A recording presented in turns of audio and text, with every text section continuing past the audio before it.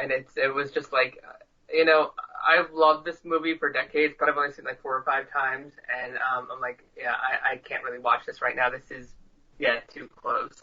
And that's what happens. You see stuff like In a Mirror Darkly, and you're like, man, we shouldn't see our current reality reflected in this, but damn it, our current reality is reflected in this. Mm-hmm. Mm-hmm.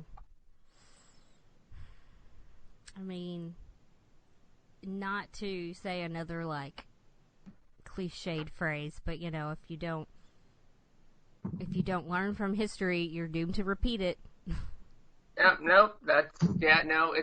applies now more than ever. Mm-hmm. I mean, it's like, you think, we have access to all this technology, all this information, you have it at your fingertips. Anything you want to know, 5 seconds away.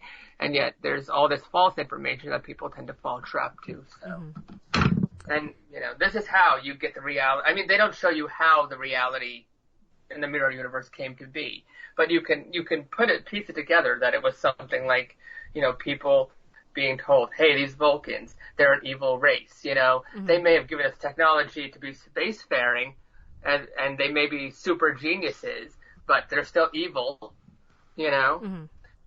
It's like the Native Americans. They basically gave us the ability to live on this continent, but we still pushed them, mm-hmm. as far away as we could. Mm-hmm. This is getting deep. I know. Oh, yeah. I feel so. I'm not sure if this is good or bad. I'm sorry, Let's go back to a more lighter bit. This is hard with this episode. Ensign Kelby gets killed by a large creature. Creature feature. Yeah. So he was trying to repair the warp drive, and Tucker was yelling at him about it, and he goes up, and then he's like, gulp.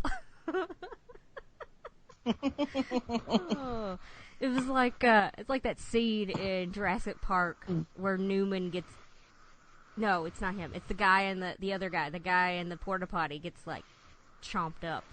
Oh, yeah, the lawyer. Not the guy that plays Can Newman. I just say, the fact that you called him Newman it made my night right there. I cannot ever remember what his name is in that movie. Wayne Knight, I think. Okay.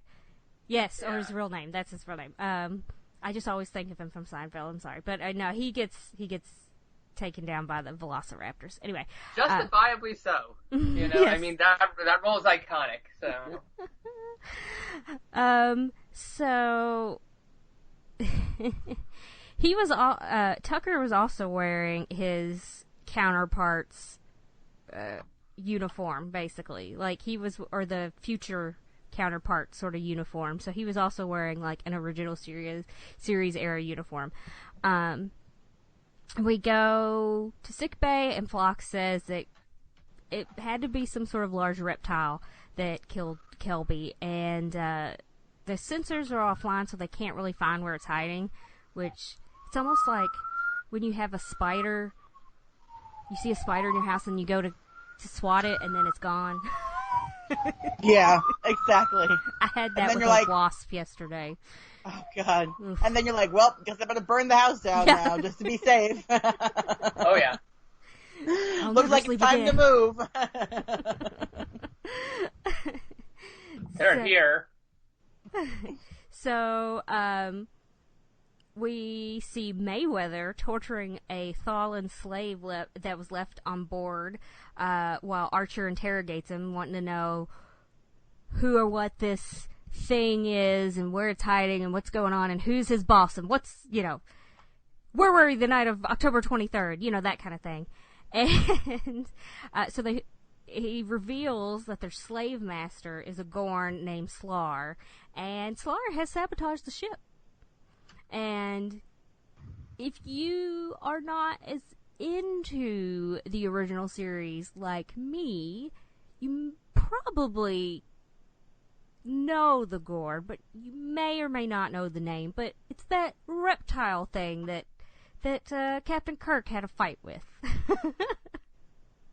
Honestly, anything that William Shatner punched is iconic. Yeah. His punch made it iconic. I feel like people would recognize that if they had just watched, the 90s Star Treks or something, but they would know that. Like, they may not know what the creature's called, but they know that, you know, Captain Kirk slugs him.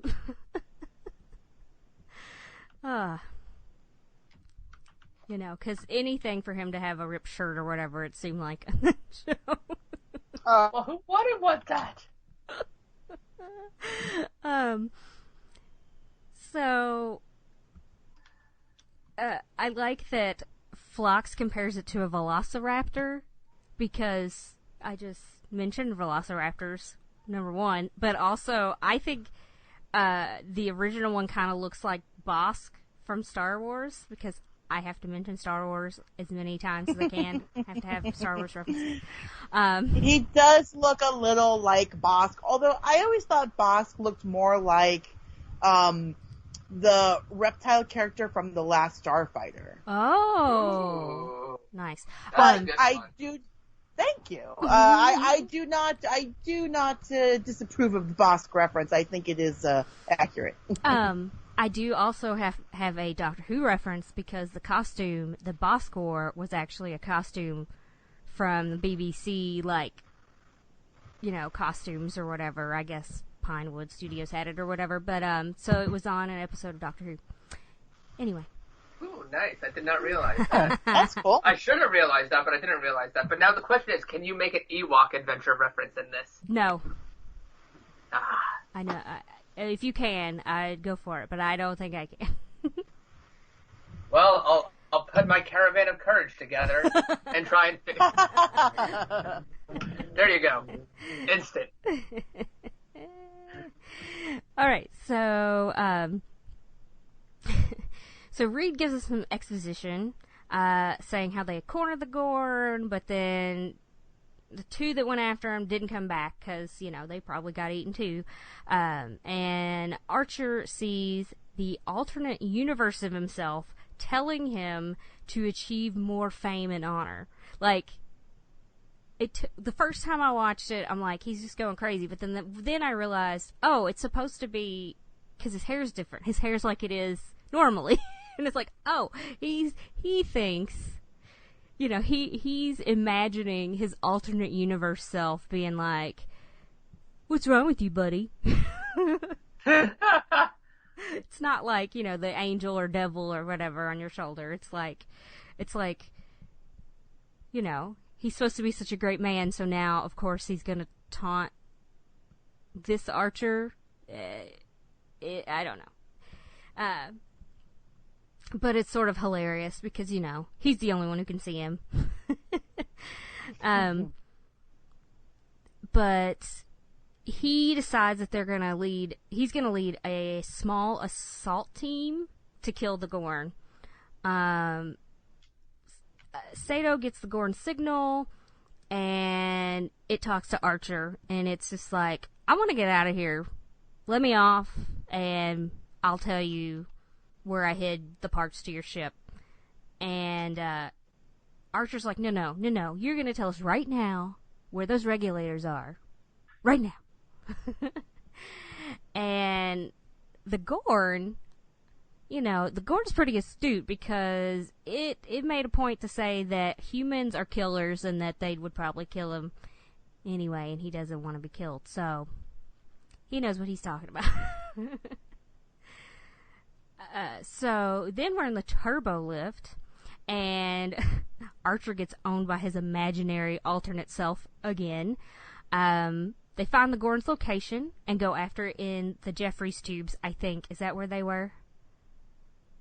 I just thought that's what it was, but I don't know. Yeah, they didn't call them Jeffries tubes back in the original series. That was definitely a next-gen thing, but yeah, I guess they are Jeffries tubes or like access points or whatever. But yeah, let's call them Jeffries tubes. Okay.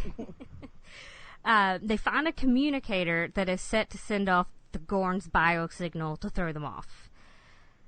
So when the communicator is closed, the Gorn's sets off a bomb. And Reed realizes this and he yells, "It's a trap!" And so there's another Star Wars reference. So Archer and a crewman run in to find the crew dead or dying, and Archer calls T'Pol to see where it's moved to. She said that it's in the main hull, and they find dead crewmen scattered about on their way to find the Gorn. Archer, of course, has to get in a fist fight with the Gorn because tradition. The crew member... I mean, he is wearing that shirt, so good point. I think he has to fight the Gorn. I mean, you know. Good point. Synchronicity. So the crew member that's with him gets killed, and then he has T'Pol change the gravity to 20 G's on this gravity plate that he's kind of lured the Gorn to, and so then it can't really stand up. So Archer kills it, and the dog is back. If you can hear her. It's like, you know, I like they show that he kind of plays dirty too, because you know, he knows he can't defeat the Gorn on his own, so he's like, I'm gonna use technology on my side. Yeah. I mean, it is not it's not a bad plan. I mean, certainly we could see any of our other captains that we've, you know, followed over the years doing the same thing, except they probably wouldn't kill the Gorn. They'd more likely just throw him in the brig and then return him to his people. Yeah, or deliver him to the authorities or whatever. So after that, we get a star log, and it's January 18th, 2155. I like star dates better. Agreed. I do too. It's so weird that they like give a regular date that we use right now. I like star dates. I do too. I love us, you know, switching them around. And excuse me while I go deal with the dog again.